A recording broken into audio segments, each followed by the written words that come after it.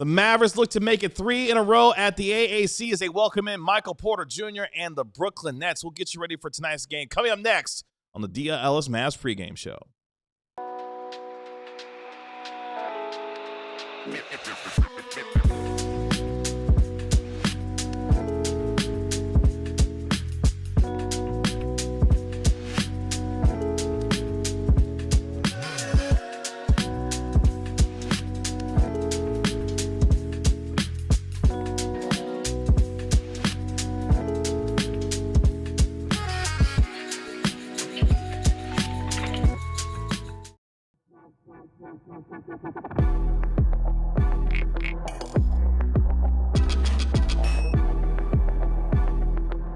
Welcome to the DLLS Mavs pregame show powered by Michelob Ultra. Cheer on your team with Michelob Ultra at 2.6 carbs and 95 calories. It's a superior smooth taste worth playing for. Michelob Ultra, official beer sponsor of the NBA. Kevin Gray alongside our DLLS Mavs analyst Bobby Curler. We are DLLS Mavs, your favorite guys covering your favorite team, especially when they're looking for 3 in a row tonight at home as they take on the Brooklyn Nets. We'll get you ready for tonight's game over the course of the next half hour. We'll let you know who's in, who's out, what to look for in tonight's game, plus our DLLS Mavs beat writer, Ron Harrod Jr. going to be joining us live from the AAC as well on this fantastic Friday, Bobby Corella, where the Mavericks are finally, after a 6-day layoff, back in action tonight. Finally. It is a long time to go without basketball. It has felt like it for sure. A long time. But it's back.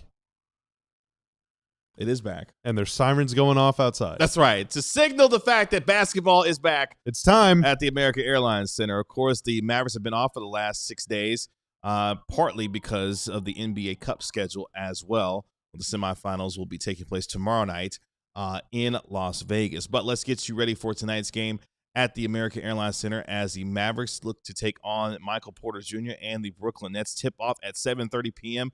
at the AAC. If you're going to be watching tonight's game, you can do so on KFAA Channel 29 if you're going to be watching the game as well.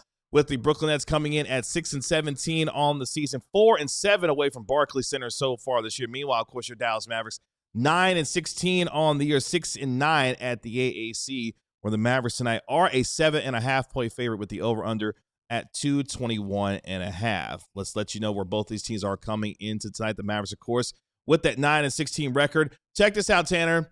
As of last night, after the Portland Trailblazers got blasted by the Brooklyn Nets, guess who's in the 10th spot now in the Western Conference? That's right. Oh, my God. Your Dallas Mavericks. If the season ended today, which, of course, we know it doesn't, they would be in the play-in tournament at that 9-16 record. They sit what is 2.5 games behind the Memphis Grizzlies for the 9 seed. They got some good news at Memphis as Ja Morant is back for them starting tonight. But, of course, your Dallas Mavericks have won 4 of 5. Hot take, is that good news? What's that? That's a hot take. Is that good news? That if you're a Grizzlies fan, that's good news. No, but is it? Is it? I mean, good point. You're right. Good point. Good point. They got some bad news. Zach Edey going to be out for a little bit. He got a stress fracture in his foot, so he's going to be out for a little bit. But the Mavericks, of course, have won 4 out of their last 5 games coming into tonight. Of course, the Mavericks have been off for the last 6 days after what was their win over the Houston Rockets last Saturday in a 122-109 win here in Dallas. Of course, they're 4-5 against the Eastern Conference so far this year and just 5-6 against teams below 500 so far this season. The Mavericks, of course, will play 2 of their next 3 games at the AAC tonight with the Nets. Then they'll be on the road Monday against the Utah Jazz before coming back for a game next Thursday when they take on the Detroit Pistons. Meanwhile, the Brooklyn Nets, 13th in the Eastern Conference with that 6-17 record. They sit a half game behind the Hornets for the 12th seed in the East right now. They've won 3 of their last 4 games, though, coming into tonight with all their wins coming by double digits. Brooklyn also played just 6 days ago. Their last game was 6 days ago. They defeated the New Orleans Pelicans in what was a 119-101 win in Brooklyn. The Nets so far this year 1-4 against the Western Conference with that first win coming against the Pelicans 6 days ago. But they are 5-3 against teams below 500 so far this year. Brooklyn, after tonight, will be in a 3-game homestand on Sunday in Barclays when they take on the Milwaukee Bucks. That gets us to the scouting report from the Corella Illustrated tonight on what he's looking for as the Mavericks take on the Nets. The Nets are pretty interesting because they run a lot of their offense through their bigs. Nick Claxton leads them in assists. He's averaging like 8 a game over the last 4 games. Mm-hmm. Good big man. Yeah, and then Danny Wolf, who's basically just Tim Cato. That's like, right. I'm just going to call him Tim Cato, That's right. even though Danny Wolf is a cool name. That's right. I think Danny Wolf is actually a cooler name than Tim Cato, so maybe we should just start calling Tim Danny. Danny? Got it. But that would probably violate He does look kind of like a Danny. That would probably violate the code of conduct. I don't know if we can do that. Good point. Like, is that like targeted harassment or something? I don't know.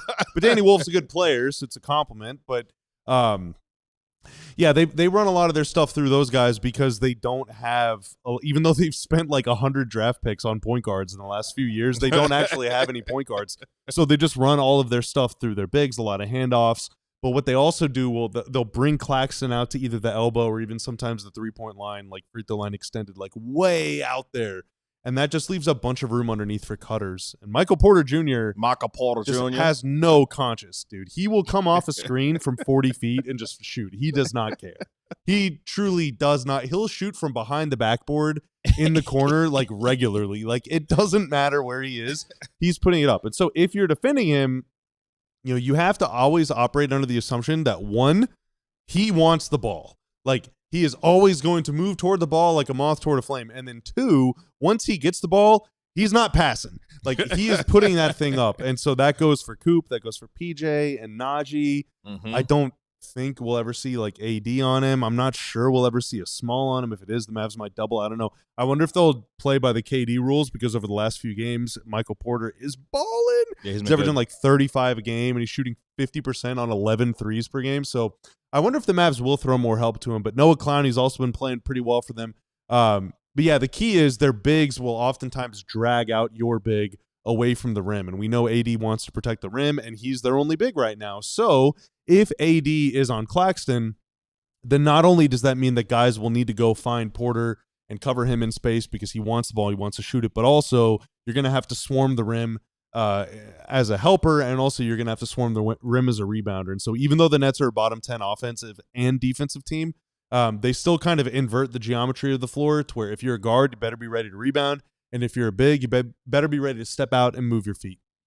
Dallas comes into tonight. It gets us to our lead story. 5-5 in their last 10 games. Currently, as we mentioned, won 4 of their last 5 to get to 10th in the Western Conference. And if the season, of course, ends today, they would actually be in the play-in with, of course, the Mavericks in their last 5 games. Check this out. 7th in the NBA in offensive rating and averaging over 119 points per game over their last 5. And for Dallas, they're looking to continue their home cooking tonight as they're looking for their 3rd straight win as they welcome in the Brooklyn Nets. This is a team, though, that at times this season has played down to its competition. See the Pelicans and Wizards games.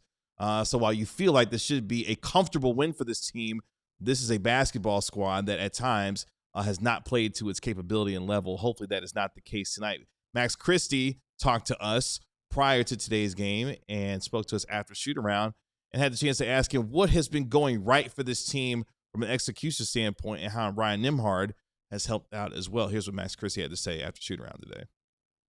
I think offensively we're just playing better. We're playing smoother. We're making more shots. And I think defensively, obviously, we got personnel too that able to keep guys in front. And I think our paint defense has been a little bit of an issue. But you know, when you look at our personnel, I think we should be able to even that out just with more reps. And I think we'll be fine on that end. But offensively, we've been playing well. We've been shooting it well. We've been playing with more pace, more flow. And so I think that's going to help us going forward. What has Ryan Nembhard's presence meant for you guys since he's come into the lineup here? He's been great. He's getting 10 assists a game, and he's been really good for us. Just kind of being a pass first. He's also scoring as well. Obviously, when teams are, going under on him, or obviously he's new into the lineup, so a lot of teams might not know much about him, but they sure do now. So he's been phenomenal for us. Obviously, steadying the offense, getting us into our spots, and continuing to put guys in positions where they can succeed, and that's what you ask for out of a point guard. So.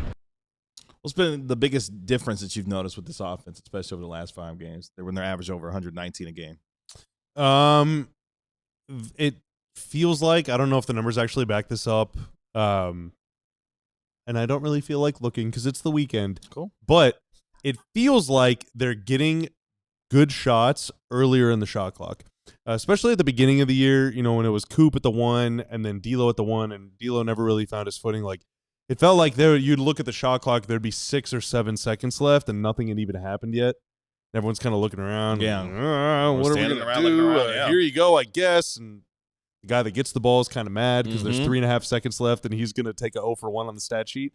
Now, between having 80 back, and that gives you kind of a fulcrum to play through, or at least you have an idea of where you are in the pecking order. 80 post-up mismatch creation is the number one option. Everyone else plays off of that. If there's a miss, it's a free-for-all. There's more of a hierarchy. There's more of a system. There's more of an offensive identity. And then also you have a point guard that can see all of these things happen and that can thrive both in the pick and roll and then also in isolation, playing off other guys, and is willing to give the ball up and relocate without passing and then immediately give it back. There's nothing there. He wants the ball back. Everyone is able to get a touch, and everyone's able to get a rhythm, get a flow. And sometimes that does mean you're going to spend 6 seconds getting down the floor and someone's going to be wide open. Sometimes you're still going to have to milk the clock a little bit, try and make something happen, but it just feels like everything is a little easier for them right now.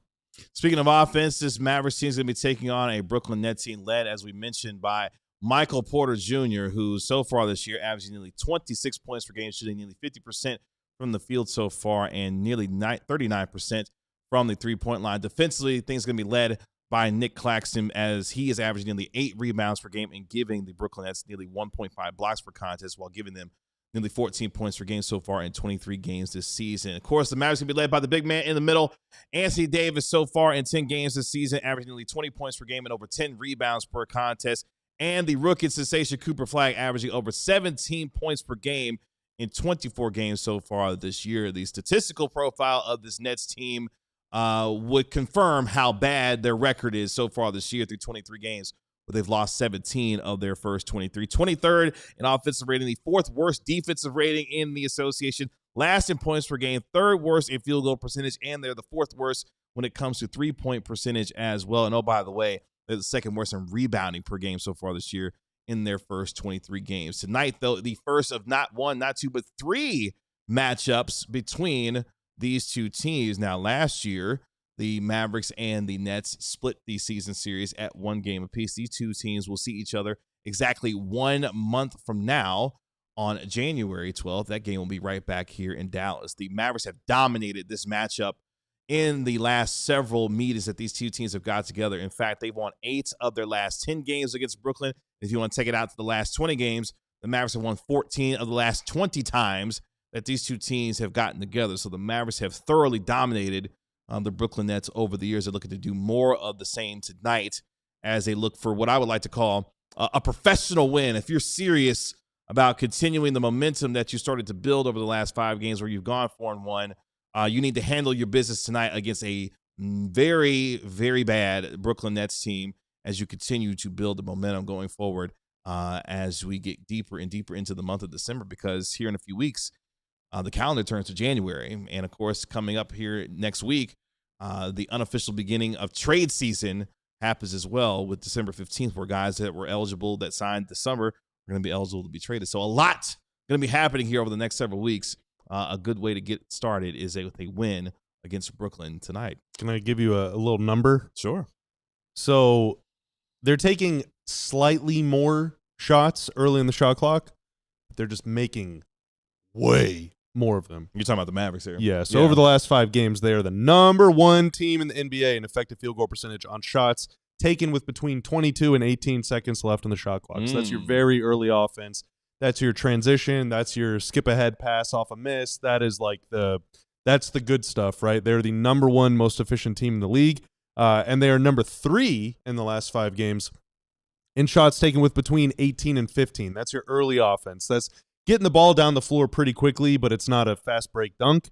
That's your bring it up, one action boom, or pass boom, or another skip ahead pass, secondary break boom. These read and react flow type of things, instinctual basketball. Number 3 in the league over the last 5 games. For the season, the Mavs are number 29 in the league in effective field goal percentage on shots in early offense. If I had to guess before the last 5 games, sure, they are going to be dead last. Now, interestingly enough, the only team that has shot worse than the Mavs in early offensive situations this season, the Brooklyn Nets, Kevin. So most of the time you hear coaches say, we don't want this to be a transition back and forth windshield wiper game. Maybe tonight you do. And I feel like, especially with the 22 to 18 second offense that you mentioned, I felt like a lot of that came against the Houston Rockets, where it felt like every single dunk. Yeah, exactly. Yeah. It was just a run-out dunk on every single transition, it felt like. Shout out to Classic Stanley with the $1.99 super chat. I was wrong and I just can't live without you. That was from Mark, apparently. Baby, come back. Shout out to Classic Sandler with the $1.99 super chat. And shout out to Austin as well, who became a member here. Shout with out DLLS Austin. Sports. So shout out to Austin becoming a new member here as well. Coming up here in just a moment, we'll welcome in our DLLS Mavs beat writer, Ron Harrod Jr. live from the AAC. What does Jason Kidd have to say prior to tonight's game? Plus, we take a look at our Mavericks player spotlight, focusing in on PJ Washington. But before we get there, let's help you win some money tonight when it comes to prize picks. Kevin, I'm not going to lie. I am not feeling very ambitious Oh, with no. this one. All right. I'm going to grade this a D- for aspiration. Okay. But Shout out to Steve hopefully Ballmer. an A+ in victory. So Michael Porter, Michael more Porter Jr. than 17.5 points. He's been averaging a lot lately, but I do think that the Mavs might double him. A la KD and some other guys that are wings, that big wings, force the ball out of his hands. So I'm not getting too ambitious with them. Nick Claxton, more than 24.5 points plus rebounds plus assists. He might just get that with rebounds and points. He gets rebounds and assists. Sorry, he gets a ton of assists. He's not a huge rebound guy, but he does score enough to where I think he can get to that number. Ryan Nembhard, more than 4.5 assists. Right, a lot of his assists have been going to 3-point shooters lately. I don't want to guarantee that he's going to have like 8 or 9 or 10 tonight, so I'm aiming a little low with 4.5. And then Najee Marshall, more than 8.5 points. That dude has been balling lately. Mm-hmm. Eventually, he's going to have a bad game. Hopefully it's not tonight, but he has been playing great. So yeah, Najee more than 8.5. That $5 play would net me 13 buckaroos. Okay. If you want to play along, download Prize Picks, use promo code DLLS when making a new account and making your first $5 pick, and your account will be blessed with $50 in free lineups to use anytime you like on Prize Picks. It's good to be right. Thank you all so much for joining us here on the DLLS Mavs pregame show. Make sure you like, comment, and subscribe to DLLS Sports while you're here and join the over 38,000 subscribers already in our DLLS Sports family. Let's let you know who's in and who's out before we welcome in our DLLS Mavs beat writer, Ron Harrod Jr. For the Brooklyn Nets, Cam Thomas, he remains out with that left hamstring strain that he's been dealing with for a while now. And Haywood Highsmith, he is out for the season with the right knee injury recovery that he is dealing with. Meanwhile, we got the official update with Dante Exum, who is out, of course, for the season with that right knee injury. He had successful surgery today in London to repair that right knee. He will be out, of course, for the remainder of the season. Daniel Gafford out right now, continues to remain out with the right ankle injury management. Kyrie Irving continues to remain out as he reverts back from the left ACL surgery. Are we sure Gafford just sprained his ankle? Are we sure? It's yeah, man. I don't even know what to say about it anymore. I feel terrible for him. I mean, he literally sprained it day one of training camp and hasn't been right since then. I think I might have made a mistake. I don't know if I think Highsmith is it's not out for season. yeah, That's he's my just bad. out currently Anyways. right now. Yeah. I was at the barber getting a haircut today. Looks and good. One of the guys that, well, thank you, but a few of the guys that work there are sports fans, so we're just yapping. And one of them asked me, like, what's the deal with Gafford? And I said, well, he sprained his ankle. He's like, yeah, that was like 2 months ago. I mean, I hadn't really thought about it. Yeah. It was 8 or 9 weeks ago they sprained. It's still bothering him. Must have been some sprain. It was literally day one of training camp, and yeah, hasn't been right since. And of course, we got the news on Derek Lively II, who will be out for the remainder of the season with the right foot injury. It's not a crew cut, it's a fade, but I appreciate it. I'm not going to go Full Metal Jacket, I promise. I promise. Let's welcome in our DLLS Mavs beat writer, Ron Harrod Jr. He knows sports. You can find him on X at Ron Knows Sports. I like what you got going on with the sweater there. I like what you got going on. How you feeling? Good. Everybody get a look. Oh, How wow. we doing? Wow. Very glamorous. Glad you're coherent and with us here on the program. Appreciate you hanging out with us here. What did Jason Kidd have to say prior to tonight's game? Yeah, so I mean, to be honest, Jason Kidd talked for actually a good amount of time in pregame. Again, I've kind of been just, I guess, the vibe doctor and kind of just talking about how the vibes have been so different since the firing of Nico Harrison and also just the winning streak at just the amount of games the Mavs have been winning lately, and they're on a winning streak at home. So just Kidd talked about, Derek Lively. He said it's unfortunate that he has to have this surgery, but it's going to make him stronger when he comes back. But there was some positive moments where he actually talked about kind of Cooper Flagg playing point guard. His old teammate, Vince Carter, we all remember the New Jersey Nets days with Kidd and Vince Carter. You know, Carter's a small forward. So Vince Carter was here on the media side. He asked him a question kind of just about Cooper Flagg, and he kind of took I guess, the blame on kind of some of the early Cooper Flagg failures. But he says, you know, he's one of the best players. You want him with the ball in his hand. And kind of just talked about like he's, you know, willing to take those failures with Cooper Flagg. He says, you know, sometimes we fail, sometimes there's success. I'm not always right, but I will have faith in Cooper Flagg. So I thought that was a really interesting kind of way to go about that. So Jason Kidd, an admission that starting Cooper Flagg at the point guard may have not been the best decision. Is that what I'm understanding? Well, I mean, I wouldn't say he regrets the decision. Sure. I just think, I mean, he what he said is that the stats aren't going to show that like the stats didn't look good, is what he said. But he thinks that it's going to be positive in the long term for Cooper Flagg's career, which is something we talked about on the show. We said it might be a little bit ugly early, and while we didn't like him at point guard, we can see on the back end, similar to Giannis, how that's affected Giannis's career on the back end. Is Giannis a point guard now at age 30 plus? Of course he's not. But did those on-ball reps with Jason Kidd maybe help him get to his MVP status? You can say that maybe they did. Cooper Flagg's been sensational since they moved him off the ball, and especially as of late with Ryan Nembhard and what he's been able to do. But interesting. But yes, it looked like he was having some lighthearted fun with Vince Carter being in the with the media tonight, as he is these days. That gets us to our Mavericks player spotlight. We'll focus in on former Kentucky Wildcats and current Dallas Mavericks, of course, PJ Washington, who in his last 5 games, yes, I know he missed 4 games with the ankle sprain, unfortunately, that happened before the Clippers game. But his last 5 games overall, stuffing the stat sheet, over 20 points per game, giving you over 8 rebounds per contest, shooting nearly 48% from the field, over 40% from downtown, giving you 1.8 blocks and 1.4 steals. In fact, he was really good against the Houston Rockets on Saturday, where he had 14.7 rebounds and had tied a career high 5 steals in that game against Houston. We just mentioned a moment ago, it felt like every possession, especially in that third quarter, was a run-out, steal, and dunk for P.J. Washington. But the Mavericks are glad to have him back, and he's been able to really continue to produce at a high level. And we'll look to do so again more tonight, Ron, against a struggling Brooklyn Nets team. And Jason Kidd also talked about PJ Washington. I can't remember the exact question that was asked, but I think it was something along the lines like, what does PJ Washington do for this team? His answer was very quick. It was everything. Like, he does everything for this team, and that's what PJ Washington has been for the squad. You need him to be the leading rebounder, he'll go get you 10 boards. You need him to pass the ball in the short roll, he can do that as a play finisher. You need him to hit corner threes, he's done it at certain points. You need him to catch a body under the rim, as we saw in the last game. He can do that. PJ Washington has kind of proven himself. I think he's been even better this year than I thought even some of maybe his early Charlotte Hornets days maybe showed that he can get to, maybe his potential-wise. I think this is kind of almost PJ Washington's true breakout season. PJ's been great. I mean, as the resident president of the PJ Washington Resident president. Yeah, I like that. You know you got a short resident president. The Resi Prezi. Bobby can't help himself. He can't everybody. Rhymes. Yeah, it rhymed. Yeah, so does Resi Prezi. What do you mean? All right.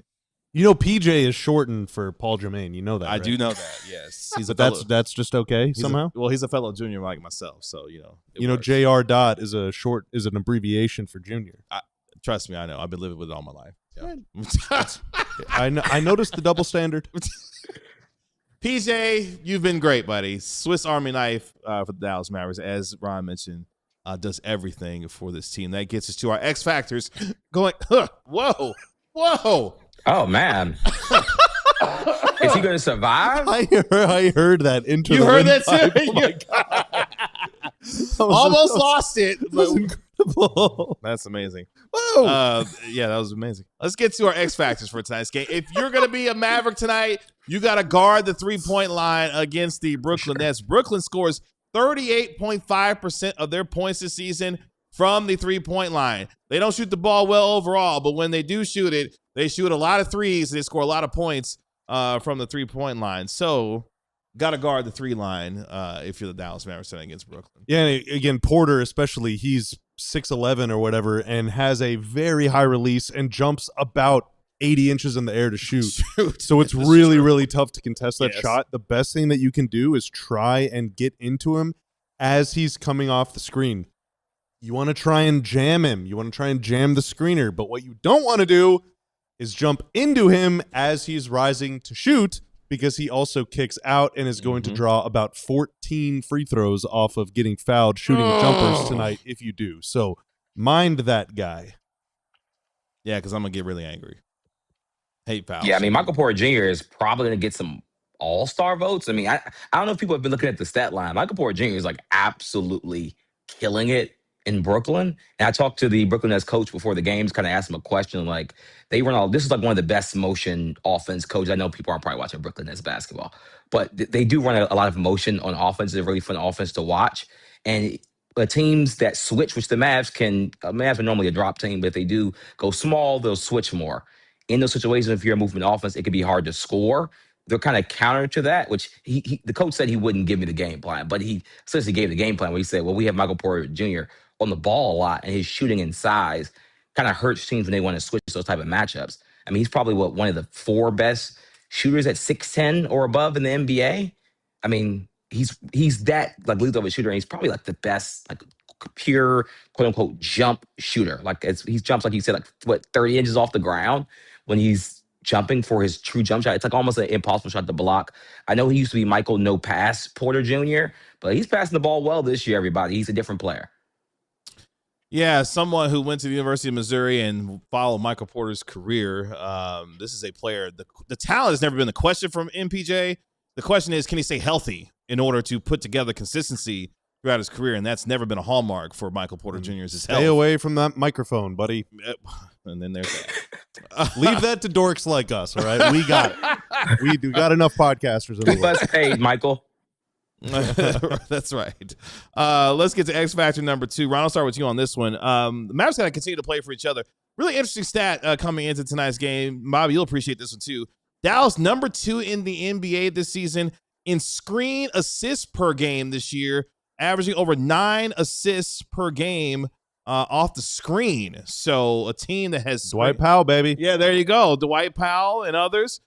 This team playing for a lot of each other, but also good offense that we're seeing, especially as of late for Dallas here. Yeah, that stat made me feel some things in a lot of regions of my body. But the Mavs just have to keep passing the ball. I mean, Jason Kidd just kind of talked about that pregame. He was just kind of talking about Ryan Nembhard. Talked about what was going on in your body? No. Okay. No. At least not, at this point.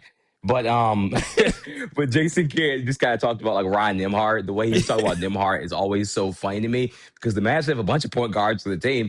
He doesn't talk really that glowingly about any of them as much. He does get pretty happy talking about some of Brandon Williams scoring the ball. He gets really happy talking about Brandon Williams. But when he talks about like quote unquote traditional point guard things, he's like glowing. He like literally can't even hide his face. He can't even hide it. He's so happy talking about Nembhard. He compared him like a quarterback. And like when NFL coaches kind of like, just do your thing, Peyton Manning. He didn't say Peyton Manning, but I'm just giving an example. Or Dak for our Cowboys fans that are watching. Kind of just run your offense. He kind of lets him do his thing when he's on the floor because he trusts him. I thought that was a big thing and something, again, Jason hasn't said this, but something that we've talked about on the show about with D'Angelo Russell, who's out tonight. That trust wasn't always there because D'Lo's deloading. He's freelancing. He's deloading, as his old username used to be. And that can upset a point god like Jason Kidd. Like, he wants you to run the offense this way, get players open. And that's something Ryan Nembhard is doing. And with screen assists, that's shout out Klay Thompson, and Jay Triano. Like, that's something that both of them have wanted to do, and Jason Kidd has been preaching since day one. So by them doing that, it's actually opened up not only Klay Thompson, but Max Christie and PJ Washington. Jason Kidd loves his cross-sport references. You'll get to know him throughout the years. He loves his cross-sport references. And will allude to things like baseball and football all the time when talking about his basketball team. And he'll also let you know, based off of who he does and who he doesn't like, how he talks about them. So definitely pay attention to what Jason Kidd's talking, depending on who he's talking about. Last X Factor, real simple tonight. Don't play with your food if you're the Dallas Mavericks. There is no reason in the world why the Brooklyn Nets should be any level of competitive in this game. They said, Kevin, that's the same Mavericks team that lost to the Pelicans and the Wizards. So pump your brake. No, full pedal to the metal tonight. Beat the Brooklyn Nets into submission. Period. Don't play with your food if you're in the Mavericks tonight. Get a good win and get out of there and get some rest over the weekend. Ron, appreciate you joining us. As always, we'll talk to you post-game here on DLLS Mavs, man. Thank you so much. See you, everybody. Bye, Ron. Appreciate you all joining us here on our DLLS Mavs pregame show. We'll be back here about 10, 12 minutes after the final buzzer tonight. Ron and our national NBA insider, Marcin, will join us live from the American Airlines Center to recap everything from tonight's game against the Brooklyn Nets. Appreciate our guy Tanner making us look good and sound good as always. Thank you, sir. That is our DLLS Mavs analyst, Bobby Curl. I'm your host, Kevin Gray. We are DLLS Mavs. We'll talk to you post-game right here on DLLS Sports. Y'all be good. We'll talk to you later. Peace.